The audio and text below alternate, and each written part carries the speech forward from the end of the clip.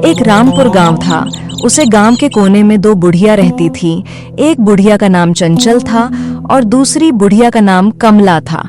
और उनका एक बेटा था। वह उनका असली बेटा नहीं था। किसी दिन वह एक जंगल में से गुजर रही थी।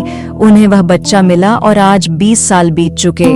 हे वह बच्चा जिसका नाम मोहन से पहले वह बुढ़िया एक पुरानी झोपड़ी में रहा करती थी, लेकिन आज उस झोपड़ी को छोड़कर किराए के घर पर रह रही है, क्योंकि लोग उस घर को श्रापित बताते हैं। आज भी उस घर के धोरे से कोई गुजर के नहीं निकलता। अब कहानी को शुरू करते हैं।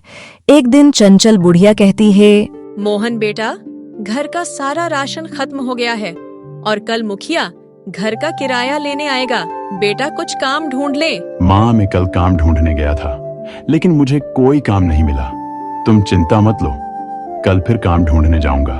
ठीक है बेटा, कोई बात नहीं। कल कोई काम नहीं मिला, भगवान कोई और रास्ता दिखाएंगे। माँ, जो तुम पुराने घर के बारे में बताती हो, मैं वहाँ पर जाकर देखूंगा। कोई कीमती चीज है। अगर वहाँ पर कीमती चीज मिल गई तो हम अमीर हो जाएंगे। नहीं बेटा, वहाँ पर मत जाना, क्योंकि वह घर श्रापित है। वहाँ पर कोई जिन रहता है, वह लोगों के शरीर पर कब्जा कर लेता है। ठीक है माँ, मैं वहाँ नहीं जाऊंगा और मैं बड़ी माँ को बुलाने जा रहा हूँ। मोहन की बड़ी माँ गांव के चौराहे पर बैठकर भीख मांगती है और उसी से ही उनका घर का गुजारा होता है। ये आदमी ऑटो चलाता है और ये थोड़ा गुस्से मिजाज का है और आज मोहन के घर पैसे लेने जाने वाला है, क्योंकि थोड़े दिन पहले ऑटो में राशन लाया था और मोहन की माँ ने पैसे नहीं दिए थे। चंचल और कमला घर में बैठी थी और मोहन यहाँ नहीं था, कहीं बाहर गया था। घर में खाने को अनाज नहीं था। दोनों यहीं बैठकर सोच रही थी। गुस्से में रामचंद्र ऑटो वाला आया और कहा, ओ चंचल और कमला, तुमने मेरे ऑटो के पैसे नहीं दिए। 15 दिन हो गए। आज तो मैं पैसे लेकर ही जाऊंगा। अरे ले लेना, पैसे हम क्या भागे जा रहे। कल अपने पैसे ले लेना, ये मेरा वादा है। इधर मोहन और सुरेश आपस में बतला रहे थे। सुरेश मोहन का दोस्त है। अरे सुरेश भाई, शहर में कुछ काम मिला यार। गांव में तो कुछ काम नहीं है और मेरे घर में तो राशन तक खत्म हो गया है और ऊपर से घर का किराया है। नहीं मोहन भाई, इस वक्त शहर में भी काम ठप पड़ा है। अरे भाई, तुम्हारी माँ की जो पुरानी झोपड़ी है वहां जाकर रहो। कम से कम घर का किराया तो बचेगा। और रही कमाने की बात, मैं तुझे 50,000 रुपए उधार दे सकता हूँ। लेकिन भाई, वह झोपड़ी श्रापित है और वहाँ पर कोई भी जाता है, अगले दिन या तो बीमार हो जाता है या उसकी मृत्यु हो जाती है। तुम ही बताओ सुरेश भाई, मुझे क्या करना चाहिए? तू क्या इन गवारों पर अब भी यकीन करता है? ऐसा कुछ नहीं होता भाई। सही कह रहे हो भाई, मैं आज ही उसे घर में रहने जाऊंगा। इस तरह से सुरेश और मोहन अपने अपने घर चले जाते हैं। इधर सरपंच अपने घर के किराए पैसे लेने मोहन के परिवार के पास जा रहा था। इधर ऑटो वाला शाम के वक्त अपने घर जा रहा था। आज उसका मूड खराब है, क्योंकि आज उसकी अच्छी कमाई नहीं हुई। शाम के वक्त मोहन का परिवार बैठा था। तीनों भूखे थे। थोड़ी देर बाद सरपंच आता है और गुस्से में कहता है, अरे ओ बुढ़िया, मेरे घर से बाहर निकल और काली बुढ़िया निकल। तू भी मोहन, बहुत दिन हो गए। घर का किराया नहीं दिया था। मैंने पहले ही कहा था, अगर 1 महीने में पैसे नहीं दिए तो घर से धक्का देकर निकलेगा। सरपंच जी, सिर्फ 2 घंटे का टाइम दे दो। मैं अभी गया और यूं आया।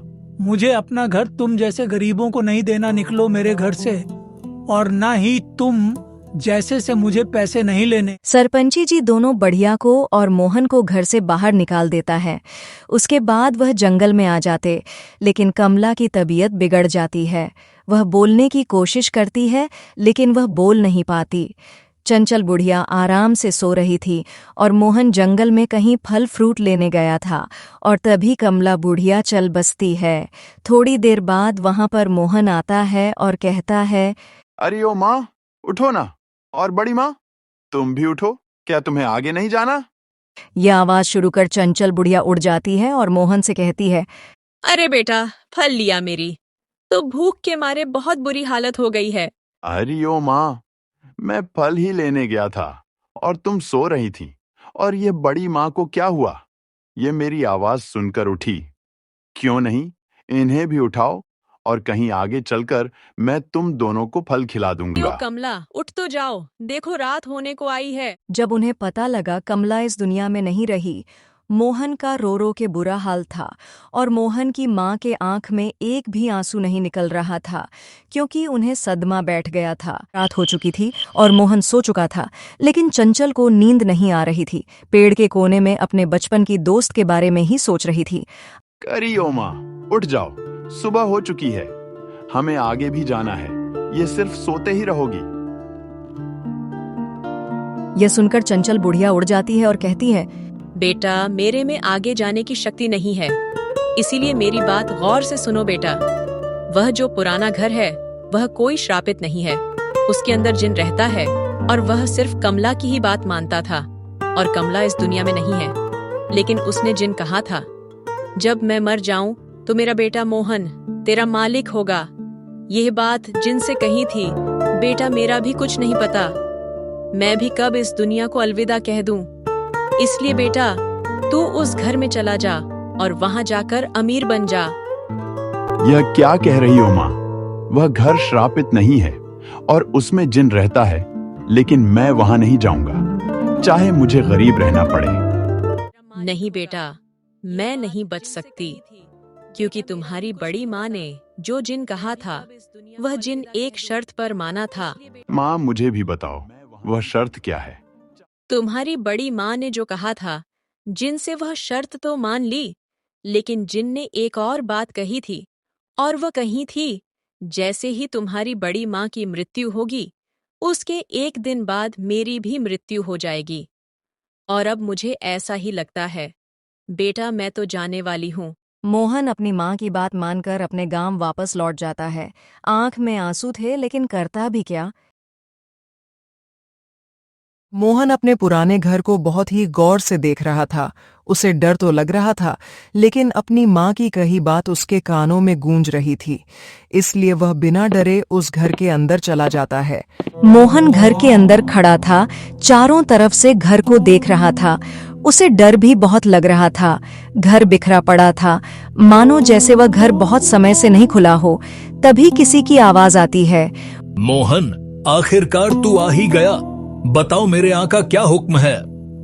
मोहन कहता है, तुम मेरी इच्छा पूरी कर सकते हो जिंजी, बताओ। हाँ, मैं तुम्हारी 3 इच्छा पूरी कर सकता हूँ, चाहे तुम जो मांग लो। तो पहले इच्छा मेरी ये है, मेरी माँ ओ को वापस जितना कर दो। यह जिन किसी को नहीं दिखता, सिर्फ यह एक हवा है।